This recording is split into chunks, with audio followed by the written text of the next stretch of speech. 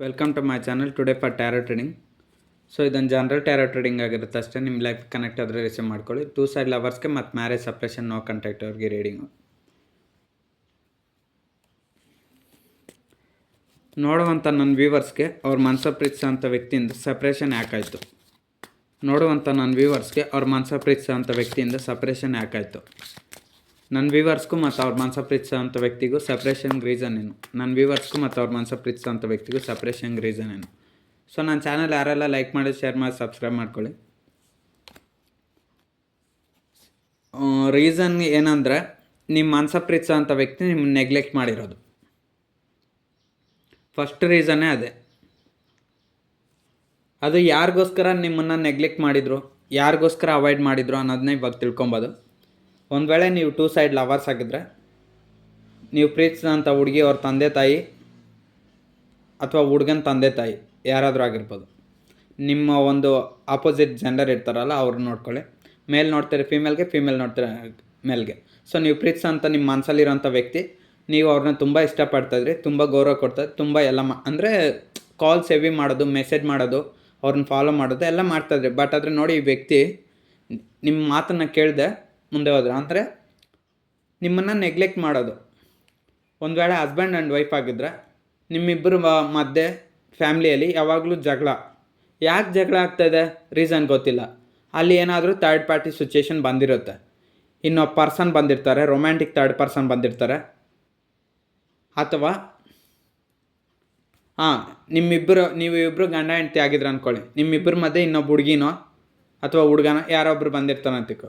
So ನೀವು ಪ್ರೀತಿಸೋ ಅಂಥ ವ್ಯಕ್ತಿ ಥರ್ಡ್ ಪರ್ಸನ್, ರೊಮ್ಯಾಂಟಿಕ್ ಥರ್ಡ್ ಪರ್ಸನ್ನು, ಅವ್ರಿಗೆ ಅಟ್ಯಾಚ್ ಆಗಿ ನಿಮ್ಮ ಮನಸ್ಸಲ್ಲಿರೋಂಥ ವ್ಯಕ್ತಿ ನಿಮ್ಮನ್ನು ಬೇಕಂತಲೇ ದೂರ ಮಾಡ್ಕೊಂಡ್ರು. ಬಟ್ ಆದರೆ ನಿಮಗೆ ಗೊತ್ತಿಲ್ಲ.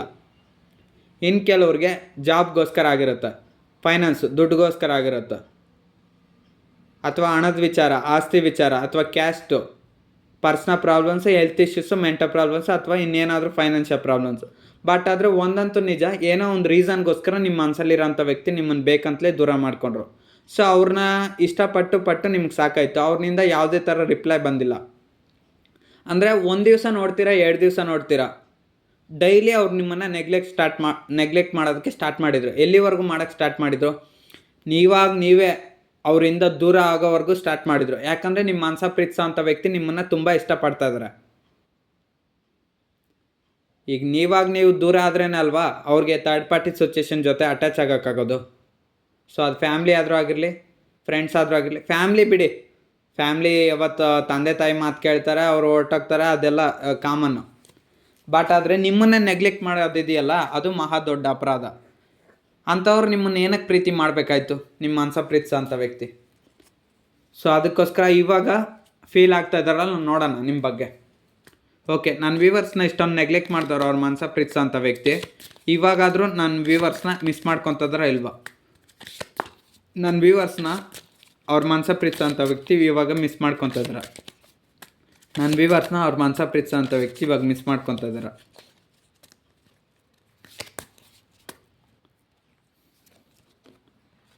ಓಕೆ, ಇವಾಗ ಮಿಸ್ ಮಾಡ್ಕೊತಿದಾರೆ. 10 ಆಫ್ ಕಪ್ಸ್ ಕಾರ್ಡ್ ಬಂದಿರೋದ್ರಿಂದ ಇವಾಗ ನಿಮ್ಮನ್ನು ಮಿಸ್ ಮಾಡ್ಕೊತಾ ಇದ್ದಾರೆ. ನಿಮ್ಮಷ್ಟು ಚೆನ್ನಾಗಿ ನೋಡ್ಕೊಳೋ ಅಂಥ ವ್ಯಕ್ತಿ ಅವ್ರಿಗೆ ಇನ್ನೊಬ್ರಿಲ್ಲ. ಅಂದರೆ ನೀವು ಪ್ರೀತಿ ತೋರಿಸೋದ್ರಲ್ಲಾದರೂ ಆಗಿರಲಿ, ನಂಬರ್ 1 ಆಗಿದ್ರಿ. ಒಂದು ವೇಳೆ ಹಣದಲ್ಲಿ ಸಪೋರ್ಟ್ ಮಾಡೋ ಅಂಥ ವ್ಯಕ್ತಿ ಆಗಿದ್ರು, ಒಬ್ಬೊಬ್ರು ಒಂದೊಂದು ಥರ ಸಪೋರ್ಟಲ್ಲಿರ್ತೀರ ನಿಮ್ಮ ಮನಸ ಪ್ರೀತಿಸೋ ಅಂಥ ವ್ಯಕ್ತಿಗೆ. ಫೈನಾನ್ಷಿಯಲ್ ಆದರೂ ಆಗಿರಲಿ, ಎಮೋಷ್ನಲ್ ಆದರೂ ಆಗಿರಲಿ, ಅಂದರೆ ತುಂಬ ಪ್ರೀತಿಯಿಂದ ಊಟ ತಿಂದ, ಏನು ಮಾಡಿಕೊಂಡೆ, ಹೇಗಿದೆಯಾ ಎಲ್ಲ ಕೇಳ್ತಾಯಿದ್ರೆ. ಅಂದರೆ ಪ್ರತಿ ಕ್ಷಣ ಅವ್ರು ಎಲ್ಲೋದ್ರೂ ಏನು ಮಾಡ್ತಾಯಿದೆ, ಎಲ್ಲಿದೆ, ಎಷ್ಟೊತ್ತಾಗುತ್ತೆ ಸೊ ಈ ರೀತಿಯೆಲ್ಲ ನಿಮ್ಮದು ಚಾಟ್ ಕನ್ವರ್ಸೇಷನ್ ಇರುತ್ತಲ್ಲ, ಮಾತಾಡೋದು. ಸೊ ಆ ರೀತಿ ನಿಮ್ಮ ಸ್ಟೈಲಲ್ಲಿ ನೀವು ಕೇಳ್ತಾಯಿದ್ರಿ. ಬಟ್ ಪ್ರತಿಯೊಂದು ಕ್ಷಣವೂ ಪ್ರೀತಿ ತೋರಿಸ್ತಾಯಿದ್ರಿ. ಅದನ್ನೆಲ್ಲ ಅವಾಗ ಮಿಸ್ ಮಾಡ್ಕೊಂಡ್ರು. ಇವಾಗ ನಿಮ್ಮನ್ನು ಮಿಸ್ ಮಾಡ್ಕೊತಾರೆ. ಈ ರೀತಿ ಎಲ್ಲ ಪ್ರೀತಿ ತೋರಿಸ್ತಾಯಿದ್ರು. ಅಂದರೆ ನಿಮಗೆ ಮಕ್ಕಳು ಇರುತ್ತೆ, ಮದುವೆ ಆಗಿರೋರ್ಗೆ ಆಲ್ರೆಡಿ ಮಕ್ಕಳಾಗಿರ್ತಾರೆ. ಒಂದು ವೇಳೆ 2 ಸೈಡ್ ಲವರ್ಸ್ ಆಗಿದ್ರೆ, ಸೊ ಇಮ್ಯಾಜಿನ್ ಮಾಡ್ಕೊಂಡಿರ್ತಾರೆ. ಇವಾಗ ಇಮ್ಯಾಜಿನ್ ಮಾಡ್ಕೊತಾ ಇದ್ರೆ, ನಾವು ಮದುವೆ ಆದಮೇಲೆ ನಾನು ಪ್ರೀತಿಸೋಂಥ ವ್ಯಕ್ತಿ ನನ್ನ ಜೊತೆ ಹೇಗಿರ್ತಾರೆ. ಮತ್ತು ಇನ್ನೊಂದು, ಬೇರೆಯವ್ರನ್ನ ನೋಡಿ ಇವಾಗ ಹೊಟ್ಟೆ ಉರಿ ಪಡ್ತಾ ಇದ್ದಾರೆ ನಿಮ್ಮ ಮನಸ್ಸಲ್ಲಿರೋಂಥ ವ್ಯಕ್ತಿ. ಅವ್ರನ್ನ ನಿಜವಾಗ್ಲೂ ಪ್ರೀತಿ ಮಾಡೋರು ಯಾರೂ ಇಲ್ಲ, ನಿಮ್ಮ ಥರ ಪ್ರೀತಿ ಮಾಡೋರು ಯಾರೂ ಇಲ್ಲ. ಇವಾಗ ಎಲ್ಲರೂ ಅವ್ರನ್ನ ಕಸದ ಥರ ಕಾಣ್ತಾ ಇದ್ದಾರೆ. ಇನ್ನು ಸ್ವಲ್ಪ ದಿನ ಇರಿ, ಆ ಥರ್ಡ್ ಪಾರ್ಟಿ ಸಿಚುವೇಶನ್ನ ನಿಮ್ಮ ಮನಸ್ಸಲ್ಲಿರೋಂಥ ವ್ಯಕ್ತಿ ಬಿಟ್ಟೋಗಿಲ್ಲ ಅಂದರೆ ಅವ್ರಿಗೆ ಬರೋವಂಥ ಶಿಕ್ಷೆ ಹೇಗಿರುತ್ತಂತೆ ಆಮೇಲೆ ನಿಮಗೆ ಗೊತ್ತಾಗುತ್ತೆ. ಅವ್ರು ಪಡೋವಂಥ ಕಷ್ಟ ನಷ್ಟ ನಿಮಗೆ ಗೊತ್ತಾಗುತ್ತೆ. ಕರ್ಮ ಅನ್ನೋದು ಶುರು ಆಗುತ್ತೆ, ಆಲ್ರೆಡಿ ಶುರು ಆಗಿದೆ. ಸೊ ಅದಕ್ಕೋಸ್ಕರ 10 ಆಫ್ ಕಪ್ಸ್ ಬಂದಿರೋದು. ನಿಮ್ಮನ್ನು ಅವರು ತುಂಬ ನೆನ್ಪು ಮಾಡ್ಕೊತಿದ್ರೆ, ತುಂಬ ಮಿಸ್ ಮಾಡ್ಕೊತಿದ್ರೆ. ಇವಾಗ ಬೇರೆ ಒಂದು ಜೋಡಿ ನೋಡ್ತಾರಲ್ವ ಕಪಲ್ಸ್, ಇವಾಗ ಹುಡುಗ ಹುಡುಗಿನೋ ಅಥವಾ ಗಂಡ ಹೆಂಡ್ತಿನೋ ಅಥವಾ ಇವಾಗ ಹಸ್ಬೆಂಡ್ ಆ್ಯಂಡ್ ವೈಫ್ ಆಗಿರೋರು ಬೇರೆ ಒಂದು ಜೋಡಿ ಚೆನ್ನಾಗಿರೋದು ನೋಡಿ ನೀವು ನಿಮ್ಮ ಮನಸ್ಸಲ್ಲಿರೋಂಥ ವ್ಯಕ್ತಿ ಹೊಟ್ಟೆ ಉರಿ ಪಡ್ಕೊತಾ ಇರ್ಬೋದು. ನನ್ನ ವ್ಯಕ್ತಿನೂ ನಾನು ಪ್ರೀತಿಸೋಂಥ ವ್ಯಕ್ತಿ ನನ್ನ ಜೊತೆ ಇದ್ದರೆ ಎಷ್ಟು ಚೆನ್ನಾಗಿತ್ತು. ಅದೇ ಥರ್ಡ್ ಪಾರ್ಟಿ ಸಿಚುವೇಶನ್ ಜೊತೆ ಯಾಕೆ ಹೋಗ್ಬೇಕಾಯ್ತು, ಇವಾಗ ಅನ್ಭವಿಸ್ಲಿ ಬಿಡಿ ಅಷ್ಟೇ. 10 ಆಫ್ ಕಪ್ಸ್ ಬಂದಿರೋದ್ರಿಂದ ಅವ್ರೇನಾದರೂ ಇವಾಗ ನೀವು ಫಿಸಿಕಲ್ ರಿಲೇಷನ್ಶಿಪ್ಪು ಎಲ್ಲ ಇಟ್ಕೊಳ್ಳಿ ಅಂತ ನೀವು ಹೇಳಿದ್ರ, ಇಲ್ಲ ಅದು ಅವ್ರು ಇಟ್ಕೊಂಡಿರೋದು. ಅದಕ್ಕೆ ಅನ್ಭವಿಸ್ಲಿ. ಇವಾಗ ಅದೇ ಯಾರು ಇಟ್ಕೊಂಡ್ರೋ ಆ ಥರ್ಡ್ ಪಾರ್ಟಿ ಸಿಚುವೇಶನ್ ಇವ್ರನ್ನ ದೂರ ಮಾಡ್ತದೆ. ಇವರು ಅವ್ರಿಗೆ ಅಟ್ಯಾಚ್ ಆದವರು. ನಿಮ್ಮ ಮನಸ್ಸಲ್ಲಿರೋಂಥ ವ್ಯಕ್ತಿ ಯಾರನ್ನ ಇಷ್ಟಪಡ್ತಾಯಿದ್ರೋ ನಿಮ್ಮನ್ನು ಬಿಟ್ಬಿಟ್ಟಿದ್ರು. ನಿಮ್ಮನ್ನು ಇಷ್ಟಪಟ್ಟು ಬೇರೆಯವ್ರನ್ನ ಇಷ್ಟಪಟ್ಟು ನಿಮಗೆ ಮೋಸ ಮಾಡಿ ಅವ್ರ ಜೊತೆನೂ ಚೆನ್ನಾಗಿರ್ದೆ ನಿಮ್ಗೆ ಈ ರೀತಿ ಮಾಡ್ದವಂಥ ನಿಮ್ಮ ಮನಸ್ಸಲ್ಲಿರೋಂಥ ವ್ಯಕ್ತಿಗೆ ಇವಾಗ ಅದೇ ಥರ್ಡ್ ಪಾರ್ಟಿ ಸಿಚುವೇಶನ್ ವ್ಯಕ್ತಿ ಯಾರಿದ್ದಾರೆ ನೋಡಿ, ವ್ಯಕ್ತಿ ಅಥವಾ ಸಿಚುವೇಶನ್ಸು, ಅದು ಇವ್ರಿಗೆ ಮೋಸ ಮಾಡ್ತದೆ ನಿಮ್ಮ ಮನಸ್ಸಲ್ಲಿರೋಂಥ ವ್ಯಕ್ತಿಗೆ.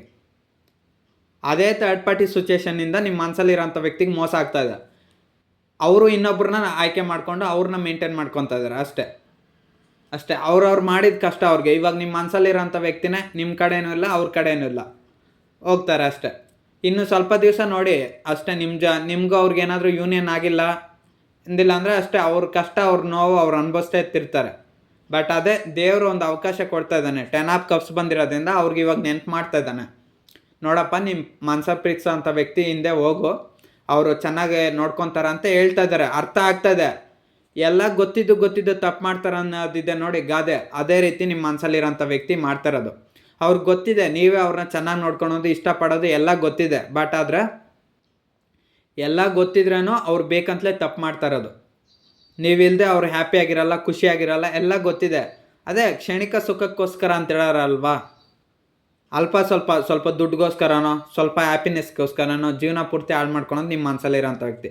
ಇವಾಗ ಒಂದಂತೂ ಅರ್ಥ ಮಾಡ್ಕೊಳ್ಳಿ, ನಿಮ್ಮಷ್ಟು ಪ್ರೀತಿ ಮಾಡೋರು ಇನ್ನೊಬ್ಬರಿಲ್ಲ. ಇವಾಗ ಯಾವ ಥರ್ಡ್ ಪಾರ್ಟಿ ಸಿಚುವೇಶನ್ ಅಂತ ಹೋಗ್ತಾರೋ ಅದೇ ಮೋಸ ಮಾಡುತ್ತೆ. ಮೋಸ ಮಾಡಿದ್ಮೇಲೆ ಕೊನೆಗೆ ಏನಕ್ಕೆ ಇಲ್ದಿರೋ ಗತಿ ಆಗ್ತಾರೆ. ಅದಕ್ಕೊಂದೇ ಒಂದು ಸೊಲ್ಯೂಷನ್ ಏನು ಗೊತ್ತಾ, ನಿಮ್ಮ ಮನಸ್ಸಲ್ಲಿ ಪ್ರೀತಿಸೋ ಅಂಥ ವ್ಯಕ್ತಿ ನಿಮ್ಮನ್ನು ಒಪ್ಕೊಳೋದು. 10 ಆಫ್ ಕಪ್ಸ್ ಬಂದಿರೋದ್ರಿಂದ ಅವ್ರು ನಿಮ್ಮನ್ನು ಖಂಡಿತ ಒಪ್ಕೊಬೇಕು. ಒಪ್ಕೊಂಡಿಲ್ಲ ಅಂದರೆ ನೀವು ಯಾವ ರೀತಿ ನೋವು ಅನುಭವಿಸ್ತಾರೆ, ಸಂಕಷ್ಟ ಅನುಭವಿಸ್ತಾರೆ, ಅದಕ್ಕಿಂತ 4 ಟೈಮ್ಸು ಅವ್ರು ಅನುಭವಿಸ್ತಾರೆ. ನನ್ನ ವ್ಯೂವರ್ಸು ಅವ್ರ ಮನಸ್ಸ ಪ್ರೀತಿಸೋ ಅಂಥ ವ್ಯಕ್ತಿಗೋಸ್ಕರ ಎಷ್ಟು ನೋವು ಅನುಭವಿಸ್ತಿದ್ದಾರೆ. ನನ್ನ ವ್ಯೂವರ್ಸ್ ಅವ್ರ ಮನಸ್ಸ ಪ್ರೀತಿಸೋ ಅಂಥ ವ್ಯಕ್ತಿಗೋಸ್ಕರ ಎಷ್ಟು ನೋವನ್ನು ಅನುಭವಿಸ್ತಿದ್ದಾರೆ. ಸ್ಟಾರ್ ಅವ್ರಿಗೋಸ್ಕರ ಎಷ್ಟು ನೋವನ್ನು ಅನುಭವಿಸ್ತಾ ಇದ್ರು ಅಂದರೆ ಇವತ್ತವರೆಗೂ ನೀವು ಇನ್ನೂ ಭರವಸೆ ಇಟ್ಕೊಂಡಿದ್ರು ಅವ್ರ ಮೇಲೆ.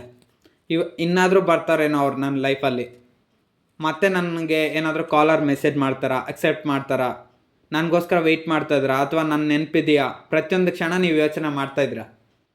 ಅವ್ರನ್ನ ಮರ್ತೋಗಿದ್ದೀರಾ ಅಂದರೆ ಇನ್ನೂ ಮರ್ತಿಲ್ಲ.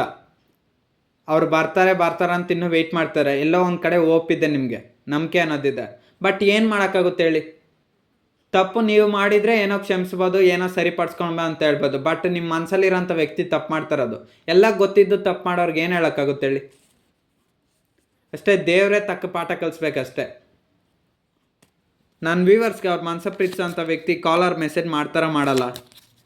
ನನ್ನ ವ್ಯೂವರ್ಸ್ ಜೊತೆ ಅವ್ರ ಮನಸ್ಸ ಪ್ರೀತಿಸೋ ಅಂಥ ವ್ಯಕ್ತಿ ಮನಸ್ಸು ಬಿಚ್ಚಿ ಮಾತಾಡಲ್ಲ. ನನ್ನ ವ್ಯೂವರ್ಸ್ ಜೊತೆ ಅವ್ರ ಮನಸ್ಸ ಪ್ರೀತಿಸೋ ಅಂಥ ವ್ಯಕ್ತಿ ಮನಸ್ಸು ಬಿಚ್ಚಿ ಮಾತಾಡಲ್ಲ.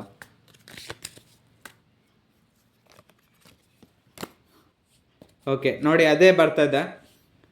ವೀಲ್ ಆಫ್ ಫಾರ್ಚೂನ್ ಕಡೆ ಬಂದಿದೆ. ವೀಲ್ ಆಫ್ ಫಾರ್ಚೂನ್ ಅಂದರೆ ಟೈಮಿಂಗ್ನ ರೆಪ್ರೆಸೆಂಟ್ ಮಾಡುತ್ತೆ. ವೀಲ್ ಹೆಂಗೆ ಟರ್ನ್ ಆಗುತ್ತೋ ಹಂಗೆ ಟೈಮು.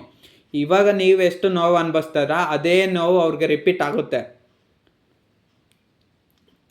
ಇವಾಗ ನೀವು ಯಾವುದೇ ಒಬ್ಬ ಮನುಷ್ಯ ಆಗಲಿ ಸ್ವಲ್ಪ ದಿವಸ ನೋವು ಪಡ್ತಾನೆ, 1 ದಿವಸ ಅಳ್ತಾನೆ, ಇಲ್ಲ ಒಂದು 10 ದಿವಸ ಅಳ್ತಾನೆ, ಇಲ್ಲ 1 ತಿಂಗಳು ಅಳ್ತಾನೆ, ಇಲ್ಲ 1 ವರ್ಷ ನೋವು ಪಡ್ತಾನೆ, ಇಲ್ಲ ಒಂದು 5 ವರ್ಷ 10 ವರ್ಷ ನೋವು ಪಡ್ತಾನೆ. ಆಮೇಲೆ ಅಯ್ಯೋ ನಮ್ಮ ಹಣೆ ಬರೋನೇ ಎಷ್ಟು, ನಮ್ಮ ಪ್ರಾಬ್ಲಮ್ ಎಷ್ಟು ಅಂತ ಅಡ್ಜಸ್ಟ್ ಮಾಡ್ಕೊಂಡು ಹೊರಟೋಗ್ತಾನೆ. ಅದೇ ಇವಾಗ ನೀವು ಪಡ್ತಾ ಇರೋಂಥ ಕಷ್ಟ ನೋವು ನಿಮ್ಮ ಮನಸ್ಸಲ್ಲಿರೋಂಥ ವ್ಯಕ್ತಿ ಪಡ್ತಾರಲ್ವಾ, ಆವಾಗ ಗೊತ್ತಾಗುತ್ತೆ. ಎಂಜಾಯ್ ಮಾಡ್ತವ್ರು ನೋಡಿ. ಇವಾಗ ನಾವು ಒಬ್ಬರಿಗೆ ಪ್ರಾಬ್ಲಮ್ ಮಾಡಿದರೆ ಅದರಷ್ಟು 2ರಷ್ಟು ಪ್ರಾಬ್ಲಮ್ಮು ನಾವು ಇನ್ನೊಂದು ಸರಿ ಅನುಭವಿಸ್ಬೇಕಾಗುತ್ತೆ, ಅನುಭವಿಸ್ತೀವಿ ಕೂಡ. ಹಂಗೆ ನಿಮ್ಮ ಮನಸ್ಸ ಪ್ರೀತಿಸೋ ಅಂಥ ವ್ಯಕ್ತಿ ನಿಮ್ಮನ್ನು ಅಲ್ಟ್ ಮಾಡಿದಷ್ಟು ಇನ್ನೂ ಡಬಲ್ರಷ್ಟು ಅವ್ರು ಅನುಭವಿಸ್ತಾರೆ. ಅಷ್ಟು ಇವಾಗ ನಿಮ್ಗೆ ಎಷ್ಟು ನೋವು ಕೊಡ್ತಾ ಇದ್ರೆ ಅಷ್ಟು ಅನುಭವಿಸ್ತಾರೆ. ಅದಕ್ಕೆ ಟೈಮ್ ಕಾರ್ಡೇ ಬಂದುಬಿಟ್ಟಿದೆ. ಅದಕ್ಕೆಲ್ಲ ಒಂದು ಸೊಲ್ಯೂಷನ್ ಏನಂದರೆ ಅವರು ನಿಮ್ಮನ್ನು ಒಪ್ಕೊಳೋದು, ಕಾಂಪ್ರಮೈಸ್ ಆಗೋದು, ಅದೇ ಬೆಟರ್ ಸೊಲ್ಯೂಷನ್ನು. ಅದು ಅವ್ರಿಗೆ ಅರ್ಥ ಆಗ್ತಾಯಿಲ್ಲ. ಗೊತ್ತಾಗ್ತಾ ಇದೆ ನೀವು ಇಲ್ದಿರ ಅವ್ರ ಜೀವನ ಇರಲ್ಲ, ಖುಷಿಯಾಗಿರಲ್ಲ, ನೆಮ್ಮದಿಯಾಗಿರಲ್ಲ, ಹ್ಯಾಪಿನೆಸ್ ಇರಲ್ಲ, ಎಲ್ಲ ಗೊತ್ತಿದೆ. ಗೊತ್ತಿದ್ದು ಮಣ್ಣು ತಿಂತಾರ ಅಂತ ಹೇಳ್ತಾರೆ ನೋಡಿ, ಅದಾಗಿದೆ ಕತೆ ಅವ್ರದ್ದು. ನನ್ನ ವ್ಯೂವರ್ಸ್ಗೆ ಅವ್ರ ಮನಸ ಪ್ರೀತಿಸೋ ಅಂಥ ವ್ಯಕ್ತಿ ಯಾಕಿಷ್ಟು ಮೋಸ ಮಾಡ್ತಾಯಿದ್ರೆ ನನ್ನ ವ್ಯೂವರ್ಸ್ಗೆ ಅವ್ರ ಮನಸ ಪ್ರೀತಿಸೋ ಅಂಥ ವ್ಯಕ್ತಿ ಯಾಕಿಷ್ಟು ಮೋಸ ಮಾಡ್ತಾಯಿದ್ರೆ ನನ್ನ ವ್ಯೂವರ್ಸ್ಗೆ ಅವ್ರ ಮನಸ ಪ್ರೀತಿಸೋ ಅಂಥ ವ್ಯಕ್ತಿ ಯಾಕಿಷ್ಟು ಮೋಸ ಮಾಡ್ತಾಯಿದ್ರೆ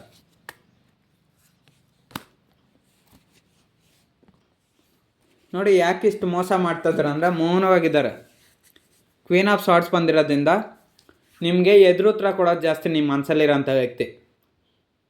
ನೀವು ಒಂದು ಒಳ್ಳೆ ಥರ ಗುಣ ಇರೋರು. ಯಾಕಂದರೆ ಕ್ವೀನ್ ಆಫ್ ಸಾರ್ಟ್ಸ್ ಬಂದಿರೋದ್ರಿಂದ ನೀವು ಏನೇ ಮಾಡಿದ್ರೇನು ನೋಡಿ, ಇದು ನಿಮಗೆ ಪ್ರಾಬ್ಲಮ್ ಆಗುತ್ತೆ, ಈ ಥರ ಮಾಡಬೇಡಿ, ಅದು ಸರಿ ಇಲ್ಲ, ಇದು ಸರಿ ಇಲ್ಲ ಅಂತ ಬುದ್ಧಿವಾದ ಹೇಳ್ತೀರಾ, ಮತ್ತು ಅವ್ರಿಗೆ ಒಳ್ಳೇದನ್ನೇ ಬಯಸ್ತೀರಾ. ಬಟ್ ಆದರೆ ನಿಮ್ಮ ಮನಸ್ಸಲ್ಲಿರೋಂಥ ವ್ಯಕ್ತಿ ಅದನ್ನು ಅರ್ಥ ಮಾಡ್ಕೊಳ್ಲಿಲ್ಲ. ಅದನ್ನು ಅರ್ಥ ಮಾಡ್ಕೊಂಡೆ ಥರ್ಡ್ ಪಾರ್ಟಿ ಸಿಚುವೇಶನ್ ಇದ್ದರೆ ಅದ್ರ ಹಿಂದೆ ಹೋಗೋದು, ಬೇಕಂತಲೇ ನಿಮ್ಮನ್ನು ನೆಗ್ಲೆಕ್ಟ್ ಮಾಡೋದು, ನೀವೇನಾದರೂ ಕಾಲ್ಸ್ ಮಾಡಿದ್ರೆ, ಮೆಸೇಜ್ ಮಾಡಿದ್ರೆ ರಿಪ್ಲೈ ಕೊಡ್ದಿರ ಇರೋದು, ಈ ರೀತಿಯೆಲ್ಲ ಆಟ ಆಡಿಸ್ತಾ ಇದ್ದಾರೆ. ಸೊ ಅವ್ರು ಯಾಕೆ ನಿಮ್ಗೆ ಇಷ್ಟು ನೋವು ಕೊಡ್ತಾ ಇದ್ದಾರೆ ಅಂದರೆ ಸೈಲೆಂಟ್ ಆಗಿದ್ದಾರೆ. ಸೊ ಅವ್ರ ಲೈಫಲ್ಲಿ ಏನಾಗ್ತದೆ ಅಂತ ನಿಮಗೆ ಗೊತ್ತಾಗ್ಬಾರ್ದಲ್ವಾ. ಈಗ ಥರ್ಡ್ ಪಾರ್ಟಿ ಸಿಚುವೇಶನ್ ಜೊತೆ ಅಟ್ಯಾಚ್ಮೆಂಟ್ ಇದೆ, ನೀವಿದ್ದರೆ ಇಟ್ಕೊಳಕ್ಕಾಗುತ್ತಾ ಅಟ್ಯಾಚ್ಮೆಂಟು ಸಿಚುವೇಶನ್ನು? ಇವಾಗ ನೀವು ನಿಮ್ಮ ಮನಸ್ಸಲ್ಲಿ ಪ್ರೀತಿಸೋ ಅಂಥ ವ್ಯಕ್ತಿ ಜೊತೆ ಲೈಫಲ್ಲಿ ಇರ್ತೀರ, ಆವಾಗ ಅವರು ಇನ್ನೊಬ್ಬರ ಜೊತೆ ಫೋನ್ ಕಾಲಲ್ಲಿ ಮಾತಾಡೋಕ್ಕಾಗಲ್ಲ, ಡೈಲಿ ಕಮ್ಯುನಿಕೇಷನ್ ಮಾಡೋಕ್ಕಾಗಲ್ಲ, ಚಾಟಿಂಗ್ ಮಾಡೋಕ್ಕಾಗಲ್ಲ, ಫ್ರೀಡಮ್ ಇರಲ್ಲ. ಅದೇ ನೀವು ಅವರಿಂದ ದೂರ ಆಗಿಬಿಟ್ರೆ ಅಂತ ತಿಕ್ಕೊಳ್ಳಿ, ಅವರು ಡೈಲಿ ಎಲ್ಲಿ ಬೇಕೋ ಅಲ್ಲಿ ಸುತ್ತಾಡ್ಬೋದಾ? ನಿಮ್ಮ ಮನಸ ಪ್ರೀತಿಸೋ ಅಂಥ ವ್ಯಕ್ತಿ ಅವ್ರಿಗೆ ಯಾವ್ದಾದ್ರು ಅಟ್ಯಾಚ್ಮೆಂಟ್ ಇದ್ದರೆ ಅಲ್ಲಿ ಸುತ್ತಾಡ್ಬೋದಾ? ಇಲ್ಲ ಅವ್ರ ಜೊತೆ ಫೋನ್ ಕಾಲು ಡೈಲಿ ಮೆಸೇಜಸ್ ಮಾಡ್ಬೋದಾ? ಮತ್ತು ಅವ್ರಿಗಿಷ್ಟ ಬಂದಾಗ ಬದುಕ್ಬೋದಾ? ಸೊ ಅದೆಲ್ಲ ಫ್ರೀಡಮ್ ಇದೆ. ಪ್ರೀತಿ ಮಾಡೋಕ್ಕೆ ಮಾತ್ರ ನೀವು ಬೇಕು, ಅವ್ರನ್ನ ಇಷ್ಟಪಡಲಿಕ್ಕೆ ಮಾತ್ರ ನೀವು ಬೇಕು. ಬಟ್ ಆದರೆ ನಿಮ್ಗೆ ಅದೇ ಥರ ಈಕ್ವಲ್ ಪ್ರೀತಿನ ಕೊಡಲಿಕ್ಕೆ ಅವ್ರಿಗೆ ಇಷ್ಟ ಇಲ್ಲ. ಇಷ್ಟ ಇದ್ದರೂ ಇಷ್ಟ ಇಲ್ಲ ಅಂತ ಹೇಳ್ಕೊಂಡಿಲ್ಲ, ಇಷ್ಟ ಇರೋರ ಥರ ಆ್ಯಕ್ಟ್ ಮಾಡ್ತಾಯಿದ್ದಾರೆ ನಿಮ್ಮ ಮನಸ್ಸಲ್ಲಿರೋಂಥ ವ್ಯಕ್ತಿ. ಓಕೆ, ನನ್ನ ವ್ಯೂವರ್ಸ್ಗೆ ಅವ್ರ ಮನಸ ಪ್ರೀತಿಸೋ ಅಂಥ ವ್ಯಕ್ತಿಯಿಂದ ಕಾಲರ್ ಮೆಸೇಜ್ ಬರುತ್ತಾ ಬರಲ್ವಾ? ನನ್ನ ವ್ಯೂವರ್ಸ್ಗೆ ಅವ್ರ ಮನಸ ಪ್ರೀತಿಸೋ ಅಂಥ ವ್ಯಕ್ತಿಯಿಂದ ಕಾಲರ್ ಮೆಸೇಜ್ ಬರುತ್ತಾ ಬರಲ್ವಾ?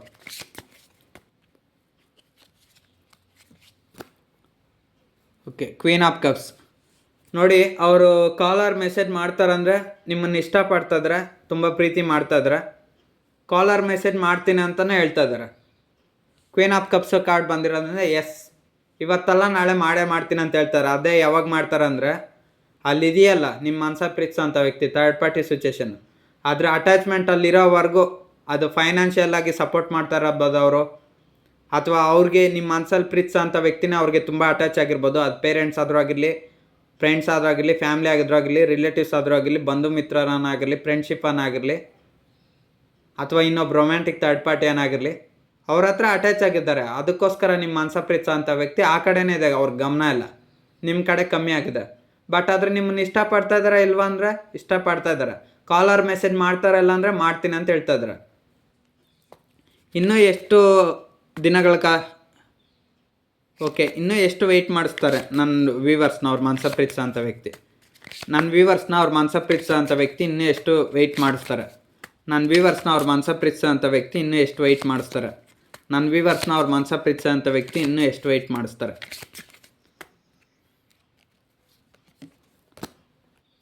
ಓಕೆ ನೋಡಿ, ಇನ್ನೂ ಎಷ್ಟು ವೆಯ್ಟ್ ಮಾಡಿಸ್ತಾರೆ ಅಂದರೆ 2 ಆಫ್ ಪೆಂಟಿಕಲ್ಸೇ ಬಂದುಬಿಟ್ಟಿದೆ.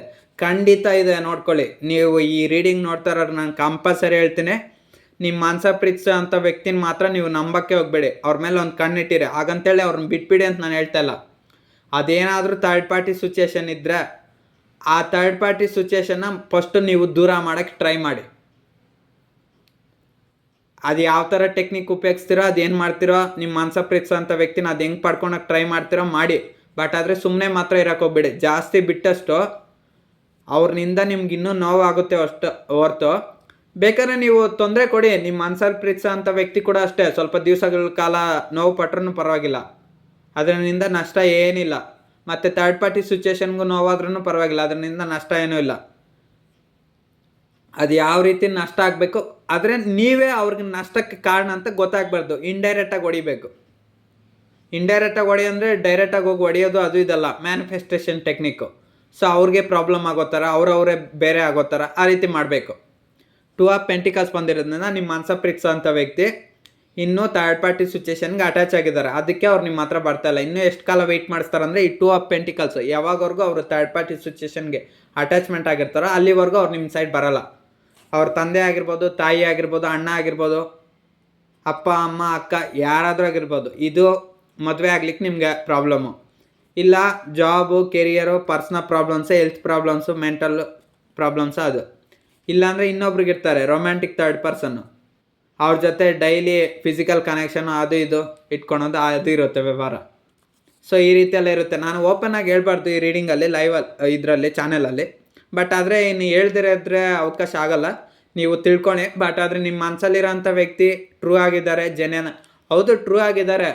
ಏನರಲ್ಲಿ ನಿಜವಾಗ್ಲೂ ಪ್ರೀತಿ ಮಾಡೋದ್ರಲ್ಲಿ ಟ್ರೂ ಆಗಿದ್ದಾರೆ. ಬಟ್ ಆದರೆ ಆ ಥರ್ಡ್ ಪಾರ್ಟಿ ಸಿಚುವೇಶನ್ ಜೊತೆ ಅಟ್ಯಾಚ್ಮೆಂಟ್ ಆಗಿಬಿಡ್ತು. ಇವರು ತಪ್ಪು ಮಾಡ್ತಾ ಇದಾರ, ರಾಂಗ್ ಮಾಡ್ತಾ ಇದಾರೆ, ಇವ್ರಿಗೆ ಗೊತ್ತಾಗ್ತಿಲ್ಲ. ಅವ್ರು ಮಾಡ್ತಾರೋ ಕೆಲಸ ಸರಿನಾ ತಪ್ಪ ಅವ್ರಿಗೆ ಗೊತ್ತಿಲ್ಲ. ನಿಮ್ಮನ್ನು ನೋವು ಕೊಟ್ಟು ಅವ್ರು ಇನ್ನೊಬ್ಬರ ಜೊತೆ ಇರೋದು ಎಷ್ಟರ ಮಟ್ಟಿಗೆ ಸರಿ ಹೇಳಿ ಅಲ್ವಾ? ಅವರಷ್ಟೇ ನೋವು ನೀವು ಪಡ್ತಾಯಿದ್ರೆ ಅದೇ ಹೇಳ್ಬೋದಲ್ವಾ, ನಾನು ನಿನ್ನ ಇಷ್ಟಪಡ್ತಾಯಿಲ್ಲ, ನಾನು ನಿನ್ನಿಂದ ಲೈಫಿಂದ ಪರ್ಮನೆಂಟಾಗಿ ಹೊರ್ಟೋಗ್ತೀನಿ ಹಂಗಂತಾರೆ ಹೇಳ್ಬಿಡ್ತು, ಗುಡ್ ಬೈ ಅಂತ ಹೇಳ್ಬಿಡ್ತು ಹೊರ್ಟೋಗ್ಬೋದಲ್ವಾ? ಹಂಗೂ ಮಾಡಲ್ಲ. ನೀವು ಬೇಕು, ಅವರೂ ಬೇಕು. ಅದು ಸಾಧ್ಯನೇ ಹೋಗಲಿ. ಸೊ ಅದಾಗಲ್ಲ. ಸೊ ಅದಕ್ಕೆ ನಿಮ್ಮ ಮನಸ ಪ್ರೀತಿಸೋ ಅಂಥ ವ್ಯಕ್ತಿ ಆ ಮಾತನ್ನು ನಿಮ್ಗೆ ಹೇಳೋಕ್ಕಾಗಲ್ಲ. ಈ ಕಡೆ ಆ ಥರ್ಡ್ ಪಾರ್ಟಿ ಸಿಚುವೇಶನ್ಗೆ ಅಟ್ಯಾಚ್ಮೆಂಟ್ ಆಗಿ. ಸೊ ಅದಕ್ಕೆ ನಿಮ್ಮ ಮನಸ ಪ್ರೀತಿಸೋ ಅಂಥ ವ್ಯಕ್ತಿ ಸ್ವಲ್ಪ ದಿವಸ ನೋವು ಅನುಭವಿಸ್ಲಿ. ನೀವು ಅವ್ರ ಪಾಡಿಗೆ ಬಿಟ್ಬಿಡಿ ಅಷ್ಟೇ. ನೋವನ್ನೆಲ್ಲ ಅನುಭವಿಸಿ ಕೊನೆಗೆ ನಿಮ್ಮ ಹತ್ರನೇ ಬರ್ತಾರೆ. ಆ ಥರ್ಡ್ ಪಾರ್ಟಿ ಸಿಚುವೇಶನ್ನು ನೀರಲ್ಲಿ ಮುಳುಗಿಸ್ತಾರೆ. ಒಂದು ಸಾರಿ 2 ಸಾರಿ ಮುಳುಗಿಸಲ್ಲ, ಒಂದು 150 200 ಸಾರಿ ಮುಳುಗಿಸ್ತಾರೆ. ಸೊ ಇದೊಂದು ಗಾದೆ ಅಷ್ಟೇ. ಮುಳುಗಿಸೋದು ಅಂದರೆ ಅರ್ಥ ಮಾಡ್ಕೊಳ್ಳಿ, ಇವ್ರ ಜೀವನದಲ್ಲಿ ಇನ್ನೆಷ್ಟು ಕಷ್ಟಗಳು ಬರುತ್ತೆ ಅಂತ ನಿಮ್ಮ ಮನಸ ಪ್ರೀತಿಸೋ ಅಂಥ ವ್ಯಕ್ತಿಗೆ. ಸೊ ಇದೇನು ಶಾಪ ಅಲ್ಲ. ಯಾಕಂದರೆ ಟೂ ಆಫ್ ಪೆಂಟಿಕಲ್ಸ್ ಬಂದಿರೋದ್ರಿಂದ ನೀವೆಷ್ಟು ನೋವು ಅನ್ಭವಿಸ್ತಾರೆ ಅವರು ಅಷ್ಟೇ ನೋವು ಅನ್ಭವಿಸ್ತಾರೆ. ಗೊತ್ತಾಗಲ್ಲ ಅಷ್ಟೇ. ಇವಾಗ ಇರಲಿ, ಎಷ್ಟು ದಿವಸ ಚೆನ್ನಾಗಿರ್ತಾರೆ. ಪ್ರೀತಿ ಅನ್ನೋದು ಯಾರನ್ನೂ ಸುಮ್ಮನೆ ಬಿಡಲ್ಲ. ಇವಾಗೇನೋ ನೀವು ಸ್ವಲ್ಪ ದಿವಸ ಕಷ್ಟ ಅನುಭವಿಸ್ಬೋದು, ಬಟ್ ನಾಳೆ ಒಂದು ದಿವಸ ಅವ್ರ ಶಾಪ ಅವ್ರಿಗೂ ತಟ್ಟುತ್ತೆ. ಸೊ ನೀವು ರೀಡಿಂಗ್ ನೋಡ್ತಾ ಇರೋ ಲೇಡೀಸ್ ಆದರೂ ಇರಲಿ, ಜೆಂಟ್ಸ್ ಆದರೂ ಆಗಿರಲಿ. ಬಟ್ ಆದರೆ ಅದೇ ನಿಮ್ಮ ಮನಸ್ಸಲ್ಲಿರೋಂಥ ವ್ಯಕ್ತಿನ ಜೆನ್ಯನಾಗಿ ನಂಬೋದಾ ನಂಬಾರ್ದು ಅಂದರೆ ನಂಬೋದು, ಪ್ರೀತಿ ಮಾಡ್ಬೋದು, ಓಕೆ. ಎಲ್ಲಿವರೆಗೂ ಯಾವುದೇ ಕನೆಕ್ಷನ್ ಇಲ್ದರೆ ಥರ್ಡ್ ಪಾರ್ಟಿ ಸಿಚುವೇಶನ್ಸ್ ಏನೇ ಇದ್ರೂ ಅವೆಲ್ಲವನ್ನು ಬಿಟ್ಟು ನಿಮಗೋಸ್ಕರನೇ ಬಾಳಿ ಬದುಕ್ತೀನಿ ಅಂದರೆ ಅವಾಗ. ಸೊ ಓಕೆ, ಏನು ಮಾಡ್ತೀರಾ ಮಾಡಿ. ಅವರು ಥರ್ಡ್ ಪಾರ್ಟಿ ಸಿಚುವೇಶನ್ನ ದೂರ ಮಾಡೋಕ್ಕೆ ನೀವಾದರೂ ಟ್ರೈ ಮಾಡಿ, ಇಲ್ಲಾಂದರೆ ಟೈಮ್ಗಾದರೂ ಅವಕಾಶ ಕೊಡಿ, ಇಲ್ಲ ದೇವ್ರಿಗಾದರೂ ಅವಕಾಶ ಕೊಡಿ. ಯಾರೋ ಒಬ್ರಿಗೆ ಕೊಟ್ಟು ಏನೋ ಒಂದು ಮಾಡಿ ಅದನ್ನು ಕ್ಲಿಯರ್ ಮಾಡಿ. ಆದರೆ ಇಲ್ಲಾಂದರೆ ವೆಯ್ಟ್ ಆದರೂ ಮಾಡಿ, ಇಲ್ಲಾಂದರೆ ಅದನ್ನು ಕ್ಲಿಯರ್ ಆದರೂ ಮಾಡೋಕ್ಕೆ ಟ್ರೈ ಮಾಡಿ ಅಷ್ಟೇ. ಬಟ್ ಅವ್ರಿಗೋಸ್ಕರ ನೋವು ಪಟ್ಕೊಂಡು ಇರಬೇಡಿ. ನೋವು ಪಡಿ, ಬಟ್ ಸ್ವಲ್ಪ ಹೊತ್ತು ಪಟ್ಕೊಂಡು ಸೈಲೆಂಟ್ ಆಗಿಬಿಡಿ ಅಷ್ಟೇ. ಯಾಕಂದರೆ ಅಲ್ಲಿ ಇದ್ದಾರೆ, ಥರ್ಡ್ ಪಾರ್ಟಿ ಸಿಚುವೇಶನ್ ಇದೆ. ಸೊ ನಿಮ್ಗೆ ಗೊತ್ತಿಲ್ಲ ಅಷ್ಟೇ. ನಿಮ್ಮ ಮನಸ ಪ್ರೀತಿಸೋ ಅಂಥ ವ್ಯಕ್ತಿ ಲೈಫಲ್ಲಿ ಥರ್ಡ್ ಪಾರ್ಟಿ ಸಿಚುವೇಶನ್ ಇದೆ. ಇಲ್ಲಿ 2 ಪೆಂಟಿಕಲ್ಸ್ ಬಂದಿರೋದ್ರಿಂದ ಅರ್ಥ ಆಗುತ್ತೆ. ಒಂದು ನೀವು, ಇನ್ನೊಂದು ಥರ್ಡ್ ಪಾರ್ಟಿ ಸಿಚುವೇಶನು. ಈ ಎಡಗೈ ಕೈಯಲ್ಲಿ ನೀವು ಇರ್ತೀರ, ಬಲಗೈಯಲ್ಲಿ ಅವರಿದ್ದಾರೆ. ಅಂದರೆ ಫಸ್ಟ್ ನಾವು ಬಲಗೈಗೆ ಪ್ರಿಫರೆನ್ಸ್ ಕೊಡ್ತಿರಲ್ಲ, ಅಂದರೆ ರೈಟ್ ಹ್ಯಾಂಡ್ಗೆ ಪ್ರಿಫರೆನ್ಸ್ ಕೊಡ್ತೀರಿ. ಅದೇ ಥರ ನಿಮ್ಮ ಮನಸ ಪ್ರೀತಿಸೋ ಅಂಥ ವ್ಯಕ್ತಿ ಫಸ್ಟ್ ನಿಮಗೆ ಪ್ರಿಫರೆನ್ಸ್ ಕೊಟ್ಟು ಇವಾಗ ಅವ್ರನ್ನ ರೈಟ್ ಹ್ಯಾಂಡ್ ಮಾಡ್ಕೊಂಡ್ಬಿಟ್ಟಿದ್ದಾರೆ, ಅಂದರೆ ಎಕ್ಸ್ಚೇಂಜ್ ಮಾಡ್ಕೊಂಡಿದ್ದಾರೆ. ಫಸ್ಟು ಅವ್ರಿಗೆ ಬಲ ಎಲ್ಲ ನೀವೇ ಇದ್ದರೆ, ಅಂದರೆ ರೈಟ್ ಸೈಡು ನೀವೇ ಇದ್ದರೆ ಪ್ರತಿಯೊಂದಕ್ಕೂ ನಿಮ್ಮನ್ನೇ ಕೇಳ್ತಾಯಿದ್ರು, ಪ್ರತಿಯೊಂದಕ್ಕೂ ನಿಮ್ಮನ್ನೇ ಆಕ್ಸೆಪ್ಟ್ ಮಾಡ್ತಾಯಿದ್ರು, ಪ್ರತಿಯೊಂದು ಕ್ಷಣ ನಿಮ್ಮನ್ನು ಇಷ್ಟಪಡ್ತಾಯಿದ್ರು. ಯಾವಾಗ ನಿಮ್ಮ ಮನಸ ಪ್ರೀತಿಸೋ ಅಂಥ ವ್ಯಕ್ತಿ ಸೊ ನನಗೆ ಅನಿಸುತ್ತೆ ನಿಮ್ಮ ಮನಸ ಪ್ರೀತಿಸೋ ಅಂಥ ವ್ಯಕ್ತಿಗೆ ಥರ್ಡ್ ಪಾರ್ಟಿ ಸಿಚುವೇಶನ್ ಮಿಡಲಲ್ಲಾದರೂ ಬಂದಿರ್ಬೋದು, ಅಥವಾ ನಿಮಗಿಂತ ಮುಂಚೆ ಆದರೂ ಇರ್ಬೋದು. ಸೊ ಹಾಗೆ ಪೇರೆಂಟ್ಸ್ ಆದರೆ ಮುಂಚಿನಿಂದ ಇರ್ತಾರೆ, ಥರ್ಡ್ ಪಾರ್ಟಿ ಕನೆಕ್ಷನ್ ಆದರೆ ಮೊದಲೇ ಇರುತ್ತೆ, ಇಲ್ಲ ಮಿಡಲಲ್ಲಿ ಬಂದಿರುತ್ತೆ. ಬಟ್ ಆದರೆ ಒಂದು ವಿಚಾರ, ನಿಮ್ಮ ಮನಸ ಪ್ರೀತಿಸೋ ಅಂಥ ವ್ಯಕ್ತಿ ಪರ್ಮಿಷನ್ ಕೊಡ್ದಿದ್ದು ಅವರು ಥರ್ಡ್ ಪಾರ್ಟಿ ಸಿಚುವೇಶನ್ ಬರಲ್ಲ. ನಿಮ್ಮ ಮನಸ ಪ್ರೀತಿಸೋ ಅಂಥ ವ್ಯಕ್ತಿ ಪರ್ಮಿಷನ್ನು ಇದೆ. ಇಲ್ಲಿ ಇವರು ಒಂಥರ ಇದ್ದೀರ. ಸೊ ಅದಕ್ಕೆ ನಾನು ಒಂದೇ ಹೇಳೋದು ಫೈನಲ್ ಆಗಿ, ನಿಮ್ಮ ಮನಸಲ್ಲಿ ಪ್ರೀತಿಸೋ ಅಂಥ ವ್ಯಕ್ತಿ ನೋವು ಪಟ್ರೂ ಪರವಾಗಿಲ್ಲ, ನೀವು ಮ್ಯಾನಿಫೆಸ್ಟೇಷನ್ ಟೆಕ್ನಿಕ್ ಯೂಸ್ ಮಾಡಿ. ಅವ್ರು ನಿಮ್ಮನ್ನು ಹೆಂಗೆ ಬಲೆಗೆ ಬೀಳ್ಸ್ಕೊಂಡ್ರೆ ಟ್ರೈ ಮಾಡಿದ್ರು, ನೀವು ಹಂಗೆ ಅವ್ರಿಗೆ ಟೆಕ್ನಿಕ್ಸ್ ಯೂಸ್ ಮಾಡಿ. ಇಲ್ಲ ಗಾಡ್ ಸಪೋರ್ಟ್ ಆದರೂ ತಗೊಳ್ಳಿ, ಇಲ್ಲ ನೀವೇ ಅವರಿಬ್ಬರು ದೂರ ಆಗೋ ಥರ ಆದರೂ ಮಾಡಿ ಅವ್ರನ್ನ ದೂರ ಮಾಡ್ಕೊಳ್ಳಿ ಅಷ್ಟೇ. ನಾನು ವ್ಯೂವರ್ಸ್ ಜೊತೆ ಅವ್ರ ಮನಸ ಪ್ರೀತಿಸೋ ಅಂಥ ವ್ಯಕ್ತಿ ಥರ್ಡ್ ಪಾರ್ಟಿ ಸಿಚುವೇಶನ್ ಬಿಡೋವರೆಗೂ ರಿಯೂನಿಯನ್ ಆಗೋದಿಲ್ವಾ? ನನ್ನ ವ್ಯೂವರ್ಸ್ ಜೊತೆ ಅವ್ರ ಮನಸ ಪ್ರೀತಿಸೋ ಅಂಥ ವ್ಯಕ್ತಿ ಥರ್ಡ್ ಪಾರ್ಟಿ ಸಿಚುವೇಶನ್ ಬಿಟ್ಟೋಗೋವರೆಗೂ ರಿಯೂನಿಯನ್ ಆಗೋದಿಲ್ವಾ?